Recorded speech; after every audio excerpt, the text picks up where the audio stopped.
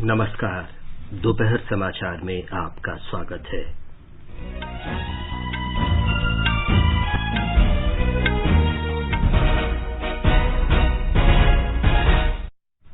प्रधानमंत्री नरेंद्र मोदी ने लोगों से कोविड का टीका लगवाने की अपील की।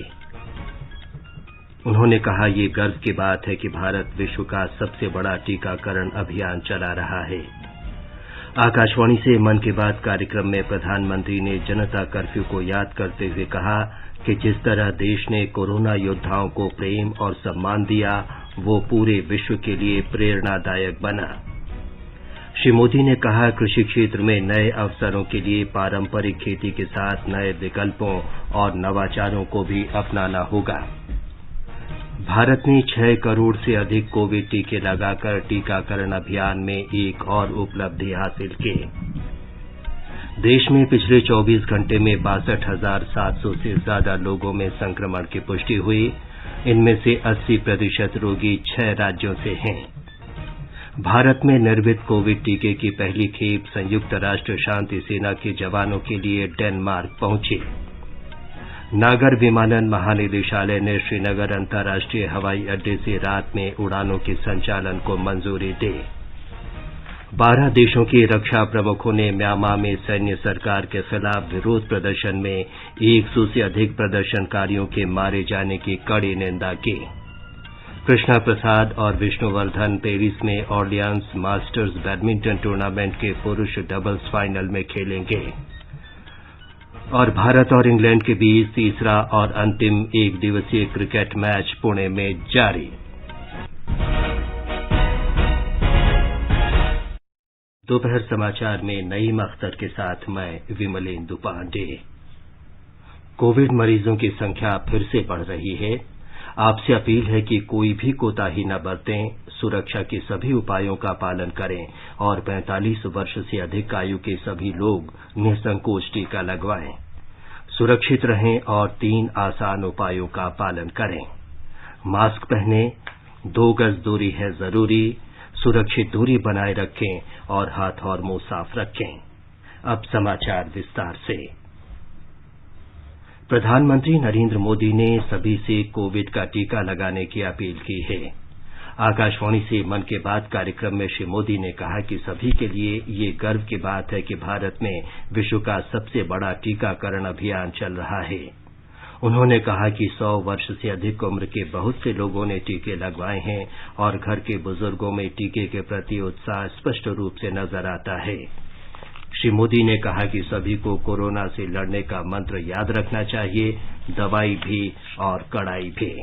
साथियों, सही भी है। देश के कोने कोने से हम ऐसी खबरें सुन रहे हैं, ऐसी तस्वीरें देख रहे हैं जो हमारे दिल को छू जाती हैं। यूपी के जौनपुर में 109 वर्ष की बुजुर्ग मां राम दुलैया जी ने टीका लगवाया है। ऐसे ही दिल्ली में भी 107 साल के केवल कृष्ण जी ने वैक्सीन की डोज ली है। हैदराबाद में 100 साल के जय चौधरी जी ने वैक्सीन लगवाई और सभी से अपील भी है कि वैक्सीन जरूर लगवाएं। मैं आप सभी श्रोताओं के इन विचारों की सराहना करता हूं। इन सब के बीच कोरोना से लड़ाई का मंत्र भी जरूर याद रखिए, दवाई भी कड़ाई भी। और सिर्फ मुझे बोलना ऐसा नहीं, हमें जीना भी है, बोलना भी है, बताना भी है और लोगों को भी दवाई भी कड़ाई भी इसके लिए प्रतिबद्ध बनाते रहना है।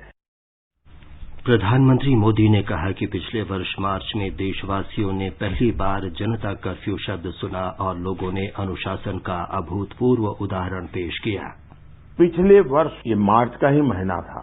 देश ने पहली बार जनता कर्फ्यू शब्द सुना था, लेकिन इस महान देश की महान प्रजा की महाशक्ति का अनुभव देखिए। जनता कर्फ्यू पूरे विश्व के लिए एक अचरज बन गया था।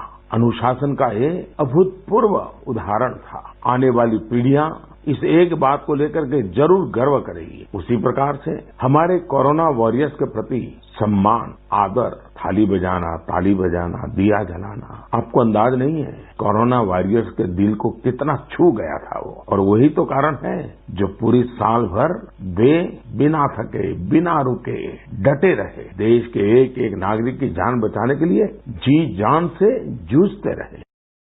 श्री मोदी ने कहा कि ये बहुत ही सुखद संयोग है कि उन्हें 75वीं बार मन की बात करने का अवसर मिला और इसी महीने पूरे देश में आजादी के 75 साल के अमृत महोत्सव की शुरुआत भी हो रही है। मेरे प्यारे देशवासियों, नमस्कार। इस बार जब मैं मन की बात के लिए जो भी चिट्ठियां आती हैं, कमेंट्स आते हैं, भांति भांति के इनपुट मिलते हैं, जब उनकी तरफ नजर दौड़ा रहा था तो कई लोगों ने एक बड़ी महत्वपूर्ण बात याद की।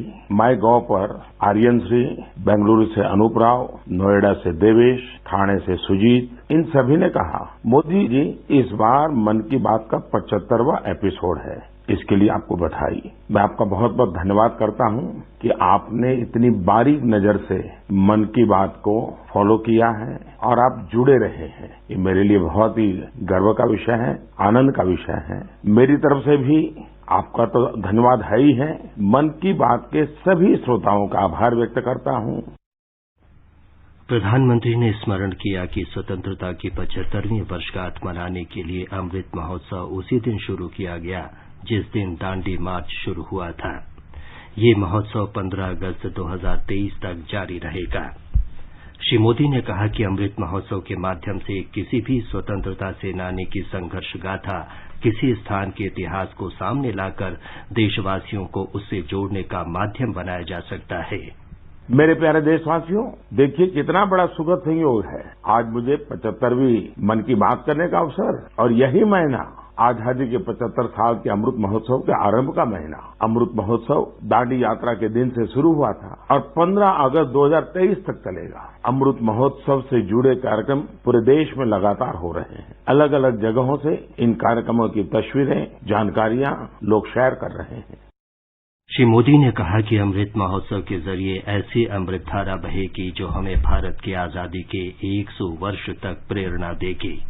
साथियों, किसी स्वाधीनता सेनानी की संघर्ष गाथा हो, किसी स्थान का इतिहास हो, देश की कोई सांस्कृतिक कहानी हो, अमृत महोत्सव के दौरान आप उसे देश के सामने ला सकते हैं। देशवासियों को उसे जोड़ने का माध्यम बन सकते हैं। आप देखिएगा, देखते ही देखते अमृत महोत्सव ऐसे कितने ही प्रेरणादायी अमृत बिंदुओं से भर जाएगा और फिर ऐसी अमृत धारा बहेगी जो हमें भारत की आजादी के 100 वर्ष तक प्रेरणा देगी, देश को नई ऊंचाई पर ले जाएगी, कुछ न कुछ करने का जज्बा पैदा करेगी। प्रधानमंत्री ने कहा कि हमारी स्वतंत्रता के अमृत महोत्सव का अर्थ है कि हम नए संकल्प करें और उन संकल्पों को पूरा करें तथा अपनी स्वतंत्रता को पूरी ईमानदारी के साथ संजोकर रखें।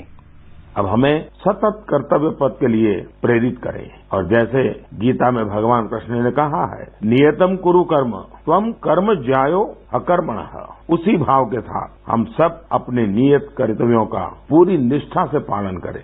और आजादी का अमृत महोत्सव का मतलब यही है कि हम नए संकल्प करें, उन संकल्पों को सिद्ध करने के लिए जी जान से जुट जाएं और संकल्प वो हो जो समाज की भलाई के हो, देश की भलाई के हो, भारत के उज्जवल भविष्य के लिए हो, और संकल्प वो हो जिसमें मेरा अपना स्वयं का कुछ न कुछ जिम्मा हो, मेरा अपना कर्तव्य जुड़ा हुआ हो। मुझे विश्वास है गीता को जीने का ये स्वर्ण अवसर हम लोगों के पास है।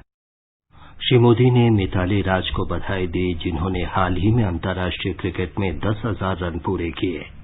मिताली जी हाल ही में अंतर्राष्ट्रीय क्रिकेट में 10,000 रन बनाने वाली पहली भारतीय महिला क्रिकेटर बनी है। उनकी इस उपलब्धि पर बहुत बहुत बधाई। वनडे इंटरनेशनल्स में 7,000 रन बनाने वाली भी वो अकेली अंतर्राष्ट्रीय महिला खिलाड़ी है। महिला क्रिकेट के क्षेत्र में उनका योगदान बहुत शानदार है। 2 दशकों से ज्यादा के कैरियर में मिताली राज जी ने हजारों लाखों को प्रेरित किया है। उनके कठोर परिश्रम और सफलता की कहानी न सिर्फ महिला क्रिकेटरों बल्कि पुरुष क्रिकेटरों के लिए भी एक प्रेरणा है। श्री मोदी ने कहा कि आज देश की बेटियां हर क्षेत्र में अपनी पहचान बना रही हैं। इस बीच पीवी सिंधु जी ने BWF Swiss open super 300 tournament में सिल्वर मेडल जीता है। आज एजुकेशन से लेकर एंटरप्रेन्योरशिप तक, आर्म्ड फोर्सेस से लेकर साइंस एंड टेक्नोलॉजी तक हर जगह देश की बेटियां अपनी अलग पहचान बना रही हैं। मुझे विशेष खुशी इस बात से है कि बेटियां खेलों में अपना एक नया मुकाम बना रही हैं। प्रोफेशनल चॉइस के रूप में स्पोर्ट्स एक पसंद बनकर उभर रहा है। प्रधानमंत्री ने कहा कि कृषि क्षेत्र में रोजगार के नए अवसर पैदा करने और किसानों की आय बढ़ाने के लिए परंपरागत कृषि के साथ ही नए विकल्पों को अपनाना भी जरूरी है। प्रिय देशवासियों, जीवन के हर क्षेत्र में नयापन, आधुनिकता अनिवार्य होती है, वरना वही कभी कभी हमारे लिए बोझ बन जाती है। भारत के कृषि जगत में आधुनिकता ये समय की मांग है। बहुत देर हो चुकी है, हम बहुत समय गंवा चुके हैं। एग्रीकल्चर सेक्टर में रोजगार के नए अवसर पैदा करने के लिए, किसानों की आय बढ़ाने के लिए परंपरागत कृषि के साथ ही नए विकल्पों को, नए नए इनोवेशंस को अपनाना भी उतना ही जरूरी है। व्हाइट रिवॉल्यूशन के दौरान देश ने इससे अनुभव किया है। अब बी फार्मिंग भी ऐसा ही एक विकल्प बनकर के उभर रहा है। प्रधानमंत्री ने कहा कि मधुमक्खी पालन देश में शहद क्रांति या मीठे आंदोलन का आधार बना रहा है। उन्होंने कहा कि शहद के अलावा मधुमक्खी के छत्ते से मिलने वाला वैक्स यानी मोम भी आय का एक मुख्य स्रोत है। हनी बी फार्मिंग में केवल शहद से ही आय नहीं होती, बल्कि बी वैक्स भी आय का एक बहुत बड़ा माध्यम है। Pharma industry, food industry, textile और कॉस्मेटिक इंडस्ट्री, हर जगह बी वैक्स की डिमांड है। हमारा देश फिलहाल बी वैक्स का आयात करता है, लेकिन हमारे किसान अब ये स्थिति तेजी से बदल रहे हैं, यानी एक तरह से आत्मनिर्भर भारत अभियान में मदद कर रहे हैं। आज तो पूरी दुनिया आयुर्वेद और नेचुरल हेल्थ प्रोडक्ट्स की ओर देख रही है। ऐसे में हनी की मांग और भी तेजी से बढ़ रही है। मैं चाहता हूं देश के ज्यादा से ज्यादा किसान अपनी खेती के साथ साथ बी फार्मिंग से भी जुड़े। ये किसानों की आय भी बढ़ाएगा और उनके जीवन में मिठास भी घोलेगा। श्री मोदी ने कहा कि पर्यटन की दृष्टि से लाइट हाउस अनूठे होते हैं और उनकी भव्य संरचना हमेशा से ही लोगों को आकर्षित करती रही है। श्री मोदी ने कहा कि पर्यटन को बढ़ावा देने के लिए देश में 71 लाइट हाउस की पहचान की गई है। मैंने पर्यटन के विभिन्न पहलुओं पर अनेक बार बात की है, लेकिन ये लाइट हाउस टूरिज्म के लिहाज से यूनिक होते हैं। अपनी भव्य संरचनाओं के कारण लाइट हाउसेज हमेशा से लोगों के लिए आकर्षण के केंद्र रहे हैं। पर्यटन को बढ़ावा देने के लिए भारत में भी 71 लाइट हाउसेज आइडेंटिफाई किए गए हैं। इन सभी लाइट हाउस में उनकी क्षमताओं के मुताबिक museum, amphitheatre, open air theatre, cafeteria, children's park, eco friendly cottages और लैंडस्केपिंग तैयार किए जाएंगे। श्री मोदी ने जापान में 10 वर्ष पहले आई सुनामी और भारत में 2004 में आई सुनामी में जान गंवा चुके परिश्रमी लाइट कीपर्स को श्रद्धांजलि दी। भारत में सुनामी में लाइट हाउस के 14 कर्मचारियों की मृत्यु हो गई थी। विश्व गौरैया दिवस का उल्लेख करते हुए श्री मोदी ने बताया कि वाराणसी में इंद्रपाल सिंह बत्रा ने एक अनूठा प्रयास करते हुए अपने घर को गौरैया का आशियाना बना दिया है। उन्होंने अपने घर में लकड़ी के ऐसे घोंसले बनवाए हैं जिनमें गौरैया आसानी से रह सके। आज वाराणसी के कई घर इस अभियान से जुड़ रहे हैं। प्रधानमंत्री ने ओडिशा से केंद्रपाड़ा के विजय कुमार कावी का उल्लेख किया। उन्होंने 12 साल में गांव के बाहर समुद्र की तरफ 25 एकड़ का मैंग्रोव का जंगल खड़ा कर दिया है। श्री मोदी ने अमरेश सामंत के बारे में भी बात की, जो कई गांवों की रक्षा कर रहे हैं। प्रधानमंत्री ने तमिलनाडु के कोयम्बटूर में बस कंडक्टर के तौर पर काम करने वाले मरीमुथु योगनाथन का भी उल्लेख किया। योगनाथन अपनी बस के यात्रियों को टिकट देते समय निःशुल्क एक पौधा भी देते हैं और उन्होंने असंख्य पेड़ लगाए हैं। प्रधानमंत्री नरेंद्र मोदी ने आंध्र प्रदेश में विजयवाड़ा के प्रोफेसर श्रीनिवास पदकांडला का उल्लेख किया, जिन्होंने ऑटोमोबाइल स्क्रैप से मूर्तियां बनाई हैं। प्रधानमंत्री ने इसे इलेक्ट्रॉनिक्स और ऑटोमोबाइल कचरे की रीसाइक्लिंग का अनूठा प्रयोग बताते हुए आशा व्यक्त की कि और भी लोग इस तरह के प्रयोग करेंगे। श्री मोदी ने लोगों को होली, उगाड़ी, तमिल पुथंडू, गुड़ी पड़वा, बिहू, नवरेह, पोइला बोईशाख, बैसाखी और विशु, नवरात्रि, रामनवमी, ईस्टर और अंबेडकर जयंती की बधाई दी। मन की बात कार्यक्रम की आज 75 कड़ियां पूरी होने पर प्रधानमंत्री ने इसे सफल बनाने, इसमें योगदान करने और जुड़े रहने के लिए सभी श्रोताओं का धन्यवाद किया कि इन 75 कड़ियों के दौरान असंख्य विषयों पर चर्चा की गई। बेहद लोकप्रिय इस रेडियो कार्यक्रम की पहली कड़ी का प्रसारण 3 अक्टूबर 2014 को हुआ था। तब प्रधानमंत्री ने इस कार्यक्रम के बारे में श्रोताओं से सुझाव मांगते हुए आशा व्यक्त की थी कि ये सफर जारी रहेगा। कुछ अच्छा करने का निर्णय करने के साथ हम सब प्रारंभ करें। आज मेरी शुभ शुरुआत है। जैसा जैसा मन में आता जाएगा भविष्य में जरूर आपसे बातें करता रहूंगा। आज जो बातें मेरे मन में आई वो बातें मैंने आपको कही है। फिर जब मिलूंगा रविवार को मिलूंगा, सुबह 11 बजे मिलूंगा। लेकिन मुझे विश्वास है कि हमारी यात्रा बनी रहेगी, आपका प्यार बना रहेगा। आप भी मेरी इस बात सुनने के बाद अगर मुझे कुछ कहना चाहते हैं जरूर मेरे तक पहुंचा दीजिए, मुझे अच्छा लगेगा। मुझे बहुत अच्छा लगा आज आप सबसे बातें करने के लिए। और रेडियो का ऐसा सरल माध्यम है कि मैं दूर दूर तक पहुंच पाऊंगा, गरीब से गरीब घर तक पहुंच जाऊंगा। मेरे देश की ताकत गरीब की झोपड़ी में है, मेरी देश की ताकत गांव में है, मेरी देश की ताकत माताओं बहनों नौजवानों में है, मेरे देश की ताकत किसानों में है। मैं आप ही के भरोसे भारत आगे बढ़ेगा ये विश्वास व्यक्त करता हूं। प्रधानमंत्री ने आज गुजरात के बनासकांठा के किसान तेजाभाई पटेल का भी उल्लेख किया जो मधुमक्खी पालन से लाभ उठा रहे हैं। तेजाभाई ने प्रधानमंत्री का आभार प्रकट करते हुए अपने अनुभव के बारे में बताया। मेरा नाम पटेल तेजाभाई लाला भाई, मैं बनासकांठा के लाखनी तहसील के मनाल गांव के रहने वाला हूं। 2016 में मैंने बनास डेयरी का कॉन्टेक्ट किया और बाद में खादी ग्रामोद्योग के माध्यम से तालीम लिया। उस तालीम से हमको 10 बक्से दिए गए। उस 10 बक्से के बाद हमने वो खेती चालू की। तो उसके बाद मैंने सरकार के दूसरी सहाय से 50 बक्से लिए और 2016 से चालू किया और अगले साल मैंने 29 लाख शहद बनास डेयरी में भरवाया। उसी हिसाब से इस साल मैंने महीने पहले 1000 बक्से और लाए हैं। अगली साल मेरे को 1 करोड़ की आमदनी होने वाली है। हमारे कृषि से जो पाक होते हैं उसमें उससे बहुत बढ़ोतरी होती है। 10 से 25% तक उत्पादन बढ़ जाता है और किसान को जहाँ पर हमारे बक्से रहते हैं वहाँ पर दवाई भी डालनी नहीं पड़ती। ये समाचार हमारी वेबसाइट newsonair.com/hindi और हमारे mobile app news on AIR पर भी उपलब्ध हैं। चलो मिलकर एक शुरुआत करें, चलो एक फैसला आज करें। मास्क नहीं तो टोकेंगे, कोरोना को रोकेंगे। चलो एक इरादा करते हैं, चलो कुछ वादा करते हैं। मास्क नहीं तो टोकेंगे, कोरोना को रोकेंगे। दोपहर समाचार में आपका फिर स्वागत है। आगे बढ़ने से पहले मुख्य समाचारों पर एक नजर। प्रधानमंत्री नरेंद्र मोदी ने लोगों से कोविड का टीका लगवाने की अपील की। उन्होंने कहा ये गर्व की बात है कि भारत विश्व का सबसे बड़ा टीकाकरण अभियान चला रहा है। आकाशवाणी से मन की बात कार्यक्रम में प्रधानमंत्री ने जनता कर्फ्यू को याद करते हुए कहा, जिस तरह देश ने कोरोना योद्धाओं को प्रेम और सम्मान दिया वो पूरे विश्व के लिए प्रेरणादायक बना।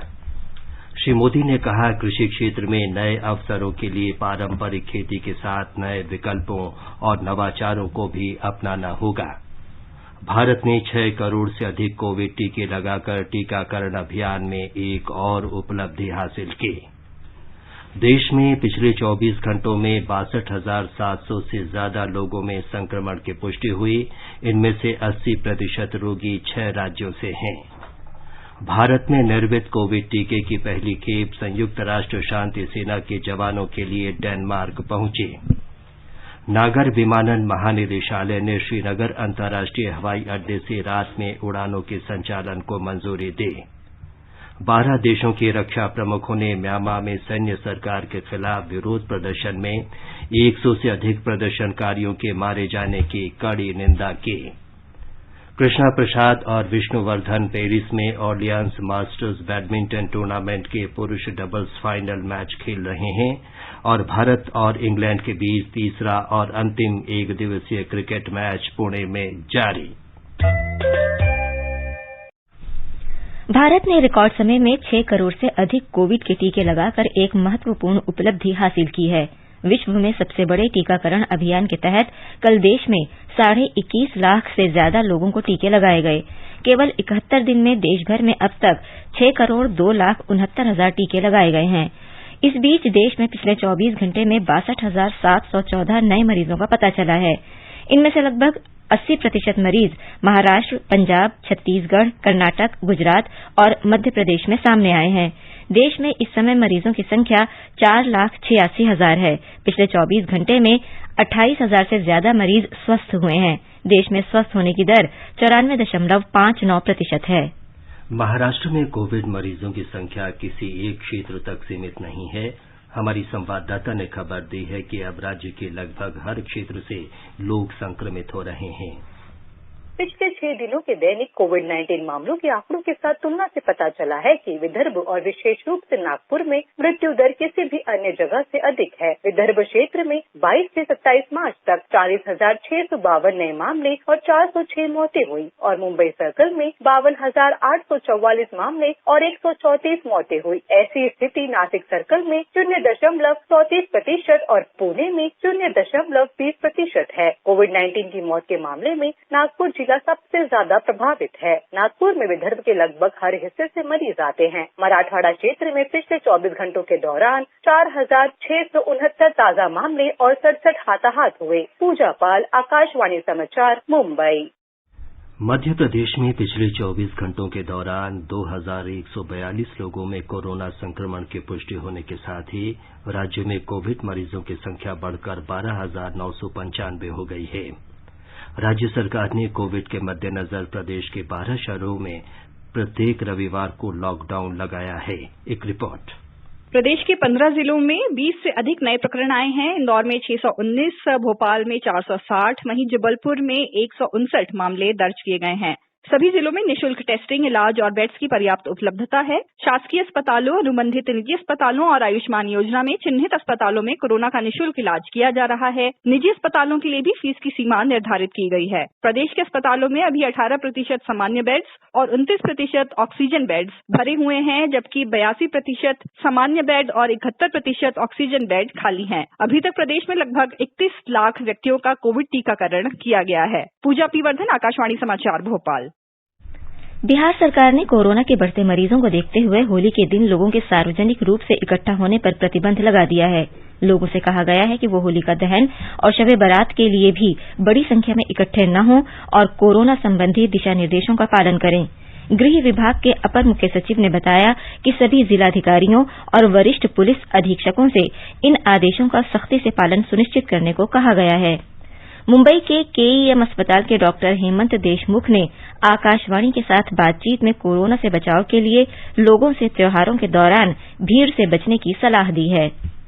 भीड़ वाले त्योहार होते हैं, होली, शबे बारात, जहीं भीड़ होती है वहां से हमें बचना चाहिए और भीड़ के वजह से ही कोरोना से संक्रमित होने की संभावना ज्यादा बढ़ जाती है। कोरोना संक्रमण की वृद्धि को देखते हुए अतिरिक्त सावधानी बरतनी चाहिए हमें, इसलिए हमें हमेशा मास्क पहने रहना और फिजिकल डिस्टेंसिंग रखना, यानी कोविड एप्रोप्रिएट बिहेवियर जिन्हें हम कहते हैं, हमें अपनाना चाहिए।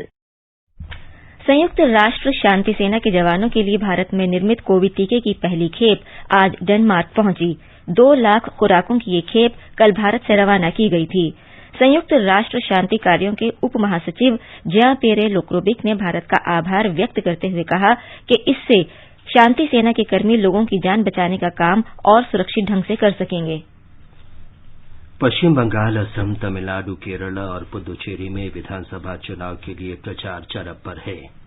पश्चिम बंगाल और असम में दूसरे चरण का मतदान 1 अप्रैल को और तमिलनाडु, केरल तथा पुदुचेरी में एक चरण में 6 अप्रैल को वोट डाले जाएंगे। केरल में मुख्यमंत्री पिनाराई विजयन 10 जिलों में वामपंथी लोकतांत्रिक मोर्चे के पक्ष में प्रचार कर रहे हैं। संयुक्त लोकतांत्रिक मोर्चे के पक्ष में कई नेता प्रचार अभियान में जुटे हैं। भाजपा के वरिष्ठ नेता और गृह मंत्री अमित शाह 2 बार राज्य का दौरा कर चुके हैं। प्रधानमंत्री नरेंद्र मोदी के भी वहां जाने का कार्यक्रम है। इस बीच केरल में आवश्यक सेवाओं में काम करने वाले मतदाताओं के लिए आज से डाक से मतदान शुरू हो गया है। तमिलनाडु में ऑल इंडिया अन्ना डीएमके पार्टी के वरिष्ठ नेता और मुख्यमंत्री पलानीसामी ने एक सभा में कहा कि डीएमके पार्टी परिवारवाद के सिद्धांत पर चल रही है, इसलिए जनता उसे नकार दे। डीएमके पार्टी के वरिष्ठ नेता एमके स्टालिन ने कहा है कि एआईएडीएमके की मदद से भाजपा राज्य में अपना एजेंडा लागू कराना चाहती है। नागर विमानन महानिदेशालय ने श्रीनगर अंतर्राष्ट्रीय हवाई अड्डे पर रात के समय उड़ानों के संचालन को मंजूरी दे दी है। रात की नियमित उड़ानें आज से शुरू हो जाएंगी। इस सुविधा से कश्मीर घाटी में गर्मी के मौसम में उड़ानों की संख्या में काफी बढ़ोतरी होगी। ब्यौरा हमारे संवाददाता से। आज से श्रीनगर अंतर्राष्ट्रीय हवाई अड्डे से नियमित तौर पर रात्रि उड़ान संचालन शुरू होने से निश्चित रूप से एक नए युग की शुरुआत होगी, क्योंकि ये कदम जम्मू कश्मीर के लिए हवाई संपर्क में सुधार करेगा और जनता के साथ साथ टूर ऑपरेटर्स की लंबित मांग को पूरा करेगा। इस कदम से निश्चित रूप से कश्मीर के पर्यटन क्षेत्र की अर्थव्यवस्था में वृद्धि मिलेगी। आकाशवाणी श्रीनगर ने इस संदर्भ में निदेशक अंतर्राष्ट्रीय हवाई अड्डे श्रीनगर श्री संतोष डोके से बात की तो उन्होंने कहा, आज से नाइट फ्लाइट ऑपरेशन भी स्टार्ट हो जाएगा। शाम के वक्त में जो लास्ट फ्लाइट का जो डिपार्चर है वो 7:50 का डिपार्चर रखा गया है यहाँ से, और ये श्रीनगर एयरपोर्ट और पूरे कश्मीर वैली को, खासतौर से टूरिज्म सेक्टर को एक नई ऊंचाइयों तक लेकर जाएगा। और हम इंशाअल्लाह चाहते हैं कि यहाँ पर और नंबर ऑफ फ्लाइट आए, खासतौर से रात के टाइम पर पूरा टूरिज्म सेक्टर इससे फलीभूत हो, ताकि हम ईश्वर से प्रार्थना करें। आकाशवाणी समाचार के लिए श्रीनगर से मैं सुनील कोल। आंध्र प्रदेश में श्री पोट्टी, श्री रामुलु, नेल्लोर जिले के बुचिरेड्डीपलेम मंडल में हुई सड़क दुर्घटना में तमिलनाडु के 8 तीर्थयात्रियों की मृत्यु हो गई है। ये लोग श्रीशैलम से लौट रहे थे। मरने वालों में 5 महिलाएं शामिल थीं। उपराष्ट्रपति एम वेंकैया नायडू ने दुर्घटना पर गहरा दुख जताते हुए घायलों के शीघ्र स्वस्थ होने की कामना की। म्यांमा में सैनिक सरकार के खिलाफ चल रहे विरोध प्रदर्शनों में कल कम से कम 114 प्रदर्शनकारी मारे गए। ये घटना उस समय हुई जब सशस्त्र सेना दिवस के मौके पर चीफ सीनियर जनरल में आउन लाइंग परेड की सलामी ले रहे थे। समाचार एजेंसी रॉयटर ने म्यांमा के समाचार पत्र नाउ के हवाले से खबर दी है कि मृतकों में कम से कम 4 बच्चे भी शामिल हैं। देश में मीडिया पर पूरी तरह रोक लगी होने के कारण मृतकों की संख्या की पुष्टि संभव नहीं है। अमरीका, ब्रिटेन और यूरोपीय संघ के अधिकारियों ने हिंसा की निंदा की है। 12 देशों के रक्षा प्रमुखों ने संयुक्त वक्तव्य जारी कर म्यांमा में सेना द्वारा निहत्थे नागरिकों को मारे जाने की कड़ी निंदा की है। पुणे में इंग्लैंड के साथ तीसरे और अंतिम 1 दिवसीय क्रिकेट मैच में भारत ने ताजा समाचार मिलने तक 17 ओवर में 2 विकेट पर 118 रन बना दिए हैं। इंग्लैंड ने आज टॉस जीतकर गेंदबाजी करने का फैसला किया। भारत ने कुलदीप यादव की जगह बाएं हाथ के तेज गेंदबाज टी नटराजन को टीम में शामिल किया है। 3 मैचों की श्रृंखला में दोनों टीम 1-1 मैच जीतकर बराबरी पर हैं। बैडमिंटन में ऑरलियंस मास्टर्स टूर्नामेंट के पुरुष डबल्स के फाइनल में भारत के कृष्णा प्रसाद और विष्णुवर्धन का मुकाबला इंग्लैंड के बेन लेन और सीन वेंडी से हो रहा है। भारतीय जोड़ी ने पहला गेम 21-9 से जीत लिया है। कल सेमीफाइनल में कृष्णा और विष्णु ने इंग्लैंड के कैलम हेमिंग और स्टीवन स्टालवुड को हराया था। अंत में मुख्य समाचार एक बार फिर। प्रधानमंत्री नरेंद्र मोदी ने लोगों से कोविड का टीका लगवाने की अपील की। उन्होंने कहा, ये गर्व की बात है कि भारत विश्व का सबसे बड़ा टीकाकरण अभियान चला रहा है। आकाशवाणी से मन की बात कार्यक्रम में प्रधानमंत्री ने जनता कर्फ्यू को याद करते हुए कहा कि जिस तरह देश ने कोरोना योद्धाओं को प्रेम और सम्मान दिया, वो पूरे विश्व के लिए प्रेरणादायक बना। श्री मोदी ने कहा कि कृषि क्षेत्र में नए अवसरों के लिए पारंपरिक खेती के साथ नए विकल्पों और नवाचारों को भी अपनाना होगा। भारत ने 6 करोड़ से अधिक कोविड टीके लगाकर टीकाकरण अभियान में एक और उपलब्धि हासिल की। देश ने पिछले 24 घंटे में 62,700 से ज्यादा लोगों में संक्रमण की पुष्टि हुई। इनमें से 80% रोगी 6 राज्यों से हैं। भारत ने निर्मित कोविड टीके की पहली खेप संयुक्त राष्ट्र शांति सेना के जवानों के लिए डेनमार्क पहुंची। नागर विमानन महानिदेशालय ने श्रीनगर अंतर्राष्ट्रीय हवाई अड्डे से रात में उड़ानों के संचालन को मंजूरी दी। 12 देशों के रक्षा प्रमुखों ने म्यांमा में सैन्य सरकार के खिलाफ विरोध प्रदर्शन में 100 से अधिक प्रदर्शनकारियों के मारे जाने की कड़ी निंदा की। कृष्णा प्रसाद और विष्णुवर्धन पेरिस में ऑरलियंस मास्टर्स बैडमिंटन टूर्नामेंट के पुरुष डबल्स फाइनल मैच खेल रहे हैं और भारत और इंग्लैंड के बीच तीसरा और अंतिम एक दिवसीय क्रिकेट मैच पुणे में जारी। इसके साथ ही दोपहर समाचार का ये अंक समाप्त हुआ। नमस्कार।